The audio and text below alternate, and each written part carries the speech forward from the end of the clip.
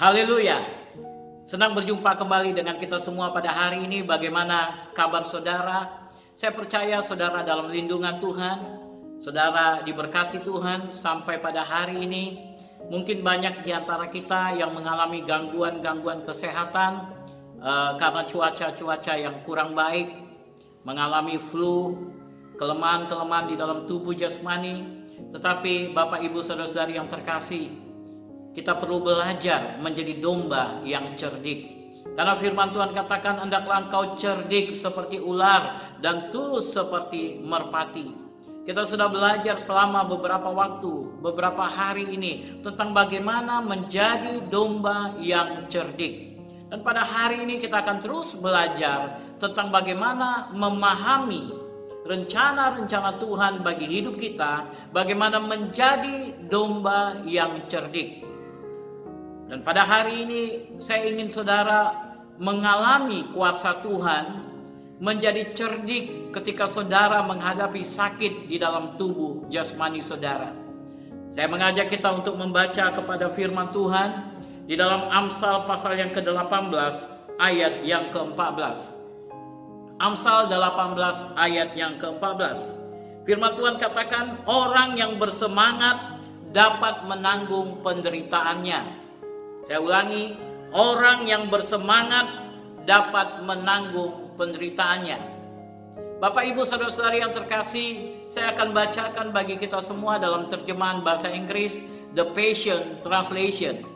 Di dalam terjemahan The Passion Translation dikatakan, the will to live sustains you when you are sick. Saya ulangi, the will to live sustains you when you are sick.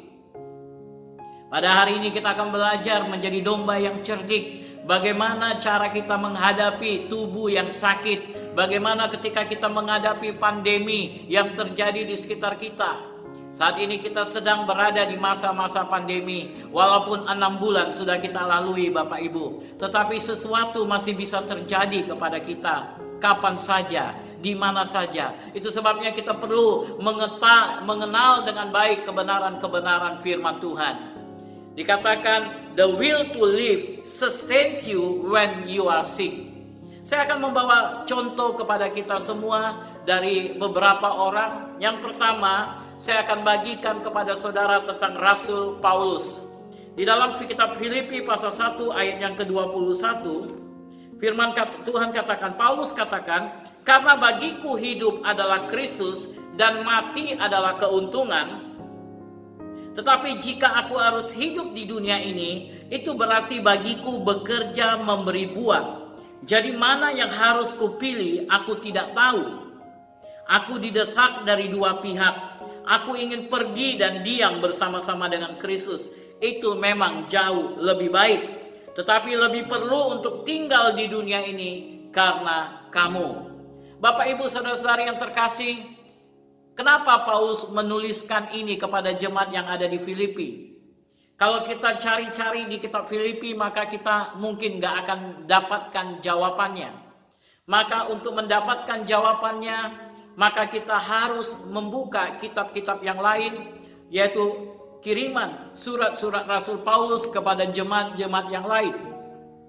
Dan saya temukan di dalam Galatia pasal yang keempat, ayat yang ke-13 dan ayat yang ke-14. Di dalam Galatia pasal yang keempat, ayat 13-14, Rasul Paulus katakan, kamu tahu bahwa aku pertama kali telah memberitakan Injil kepadamu, oleh karena aku sakit pada tubuhku. Sungguh pun demikian keadaan tubuhku itu, yang merupakan pencobaan bagi kamu, namun kamu tidak menganggapnya sebagai sesuatu yang hina dan yang menjijikkan. Bapak Ibu Saudara-saudari yang terkasih, kitab tafsiran mengatakan bahwa penyakit yang dihadapi oleh Rasul Paulus, kita ketahui dari kitab Galatia ini, Rasul Paulus sakit. Dan dari pernyataan Paulus, firman Tuhan katakan penyakitnya itu membawa dia kepada kematian. Membawa dia kepada kematian. Karena dia mengalami penyakit seperti Ayub, yaitu penyakit kulit di mana seluruh tubuhnya borokan, saudara. Seluruh tubuhnya penuh dengan kudis. Seluruh tubuhnya kotor, jorok, dan bahkan sudah menimbulkan bau. Karena mungkin ada bagian-bagian yang sudah busuk. Itu sebabnya di dalam 2 Korintius, Rasul Paulus katakan pasal 12 ayat yang ke-7, ada duri di dalam daging. Ketika Rasul Paulus mengatakan ada duri di dalam daging, duri yang dimaksud di sini adalah penyakit yang dideritanya. Penyakit yang dideritanya. Dan penyakit ini sungguh membuat dia tidak bisa melakukan apapun. Dia memohon kepada Tuhan, Tuhan tolong sembuhkan aku. Tuhan jauhkan, singkirkan duri dalam daging ini. Tetapi apa jawab Tuhan? Cukuplah kasih karuniaku bagi kamu. Cukuplah kasih karuniaku bagi kamu. Karena justru dalam kelemahanlah kuasaku menjadi sempurna. Justru dalam kelemahanlah kuasaku menjadi sempurna. Bapak, Ibu, saudara-saudari yang terkasih, kita melihat di sini apa yang dialami oleh Rasul Paulus. Penyakit yang akan membawa dia kepada kematian. Tetapi bagaimana sikap Rasul Paulus menghadapi penyakit-penyakit ini? Dia tidak gentar sekalipun menghadapi penyakit ini.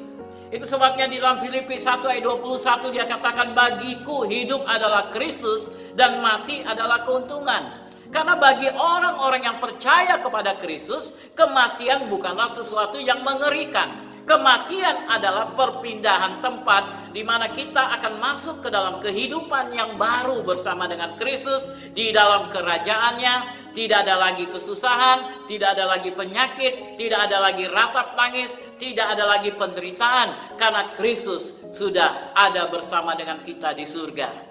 Kita sudah ada bersama di surga. Tetapi kita melihat apa yang dilakukan oleh Rasul Paulus. Aku siap untuk pergi. Lebih baik aku pergi bersama dengan Bapa. Lebih baik aku pergi bersama dengan Kristus. Tapi mengingat kamu semua. Dia merasa tugasnya belum selesai. Dia merasa ada tanggung jawab yang harus dikerjakannya. Dan inilah yang memotivasi Rasul Paulus. Sehingga apa yang dikatakan oleh kitab Amsal pasal yang ke-18 ayat 14. The will to live. Keinginan untuk hidup. The will to live. Keinginan untuk hidup sustains you. Akan menahan engkau, akan menolong engkau ketika engkau sakit. Ketika engkau sakit. Seringkali ketika kita sakit, apa yang terjadi? Ketakutan timbul di dalam diri kita. Kekhawatiran timbul di dalam diri kita. Sehingga macam-macam penyakit yang baru muncul di dalam kehidupan kita. Karena kekhawatiran, ketakutan akhirnya menimbulkan darah tinggi naik. Akhirnya menimbulkan gula darah naik. Akhirnya menimbulkan asam lambung naik. Timbul penyakit-penyakit yang baru. Engkau perlu pahami. Bagimu hidup adalah Kristus. Mati adalah keuntungan. Tetapi ketika engkau mulai belajar kebenaran firman Tuhan. Bahwa ada pengharapan di dalam Kristus bagi anak-anak Tuhan. Maka Rasul Paulus berani menaikkan doa seperti ini. Ini merupakan pernyataan iman. Tetapi mengingat kamu semua. Bapak Ibu, inilah pengalaman kami hamba-hamba Tuhan. Mungkin Tuhan sudah lebih dulu membawa kami. Kalau kami tidak katakan kepada Tuhan, Tuhan, aku siap pergi ke surga. Tapi mengingat jemaat-jemaat semua, mengingat ada begitu banyak orang-orang yang perlu dijamah Tuhan, orang-orang yang perlu dilayani, orang-orang yang perlu diubahkan karakternya menjadi seperti Kristus, sehingga saya katakan, lebih baiklah Tuhan berikan kepadaku perpanjangan usia. Ada tanggung jawab yang harus saya kerjakan. Baik tanggung jawab sebagai seorang bapak, ada anak-anak yang perlu dibina di dalam keluarga. Dan juga ada jemaat. Sehingga kita bisa katakan, Tuhan, berikan perpanjangan usia kepadaku. Dan ini juga dialami oleh seorang raja yang bernama Hizkia. Di dalam 2 Raja-Raja pasal yang ke-20, ayat 1 sampai ayat yang ke-5, kita membaca tentang Hizkia, Bapak Ibu. Bagaimana Hizkia disembuhkan oleh Tuhan. 2 Raja-Raja 20 dikatakan ayat 1, pada hari-hari itu Hizkia jatuh sakit dan hampir mati. Lalu datanglah Nabi Yesaya bin Amos dan berkata kepadanya, beginilah firman Tuhan, sampaikanlah pesan terakhir kepada keluargamu, sebab engkau akan mati, tidak akan sembuh lagi. Lalu Hizkia memalingkan mukanya ke arah dinding dan ia berdoa kepada Tuhan. Ah Tuhan, ingatlah kiranya bahwa aku telah hidup di hadapan-Mu dengan setia dan dengan tulus hati, dan bahwa aku telah melakukan apa yang baik di mata-Mu. Kemudian menangislah Hizkia dengan sangat. Tetapi Yesaya belum lagi keluar dari pelataran tengah. Tiba-tiba datanglah firman Tuhan kepadanya, baliklah dan katakanlah kepada Hizkia, raja umatku, beginilah firman Tuhan Allah Daud bapa leluhurmu, telah ku dengar doamu dan telah ku lihat air matamu. Sesungguhnya aku akan menyembuhkan engkau. Pada hari yang ketiga engkau akan pergi ke rumah Tuhan. Bapak Ibu saudara-saudari yang terkasih, keinginan untuk hidup, the will to live, keinginan untuk hidup. Hizkia berseru kepada Tuhan, Tuhan, bukankah aku sudah hidup benar di hadapan-Mu? Bukankah aku sudah melakukan semua perintah-perintah-Mu? Berikan kesempatan kepadaku Tuhan. The will to live, keinginan untuk hidup, memberikan motivasi, memberikan semangat Bapak Ibu. Haleluya. Mungkin penyakit yang kita alami sekarang ini, penyakit COVID-19, belumlah menjadi penyakit yang seperti dialami oleh Rasul Paulus maupun Hizkia. Kita melihat bagaimana proses penyakit ini membutuh waktu beberapa, 2 minggu mungkin, 14 hari. Masih bisa kita cegah dengan banyak hal. Masih bisa. Tetapi Paulus sudah sampai kepada titik di mana sudah tidak ada harapan. Tidak ada harapan.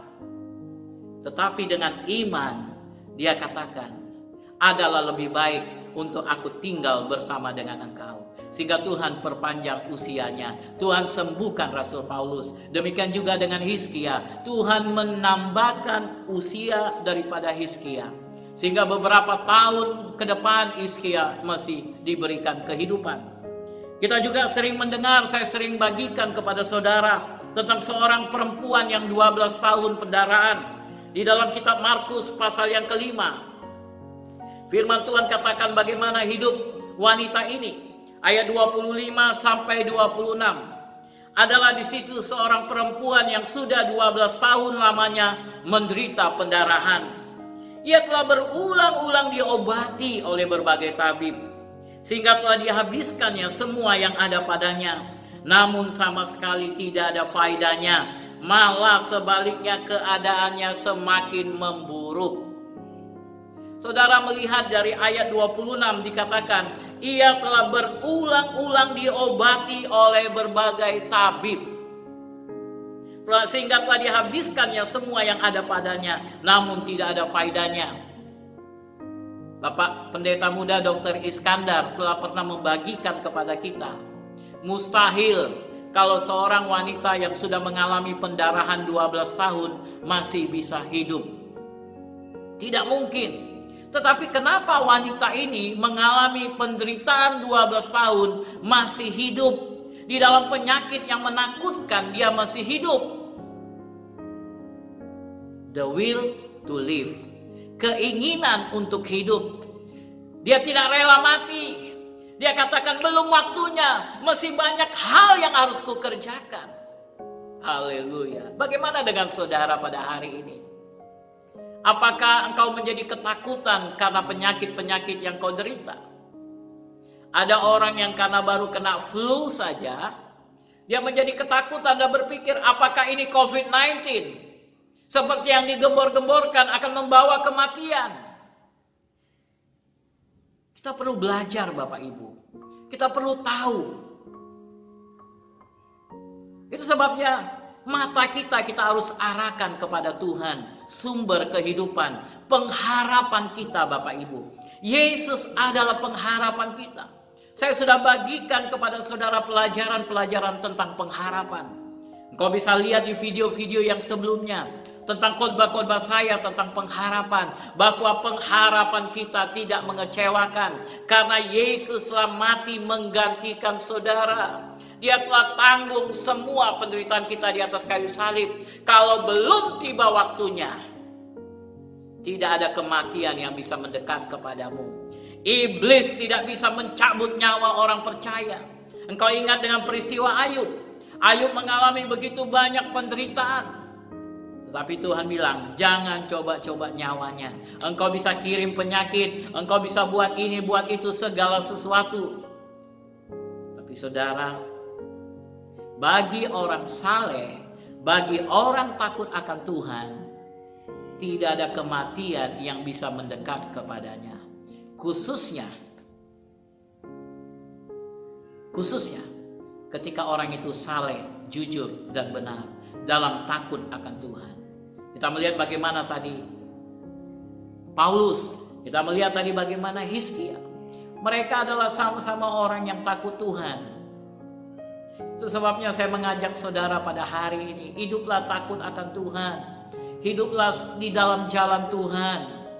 Karena ketika engkau hidup di dalam jalan Tuhan, ada pengharapan bagi engkau. Jangan kau hidup sesuka hatimu. Jangan kau menjadi serupa dengan dunia. Engkau ada di tengah-tengah dunia, tapi engkau tidak serupa dengan dunia. Engkau seperti domba di tengah-tengah serigala, dan domba itu harus cerdik. Kalau engkau ada di dalam Yesus, sekalipun engkau menderita penyakit yang berbahaya, ada harapan bagi engkau. Apalagi ketika engkau katakan kepada Tuhan, Tuhan, masih banyak pekerjaan yang harus kulakukan. Tuhan, ada begitu banyak tanggung jawab yang harus kukerjakan. Berikan kesempatan kepadaku untuk hidup lebih lama. Maka tidak ada yang mustahil bagi Tuhan, karena kehidupan itu adalah milik Kristus.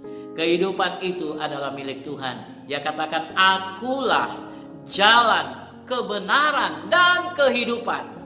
Dia jalan, dia kebenaran, dan dia kehidupan. Engkau butuh kehidupan pada hari ini. Percayalah kepada Yesus. Kalau ada di antara saudara yang menyaksikan ini, engkau belum pernah mengaku Yesus sebagai Tuhan Juru Selamat dalam hidupnya. Inilah kesempatan bagi engkau untuk membuka hatimu kepada Yesus. Mari ikuti doa yang saya ucapkan. Katakan, Tuhan Yesus, aku buka hatiku untuk engkau. Aku mau menerima engkau sebagai Tuhan dan Juru Selamat di dalam hidupku. Aku percaya engkau telah mati di atas kayu salib untuk aku selagi aku masih berdosa. Engkau dikuburkan dan engkau bangkit kembali. Aku percaya pada hari ini aku terima engkau menjadi Tuhan dan Juru Selamat dalam hidupku. Mari masuk dan tinggallah dalam hidupku.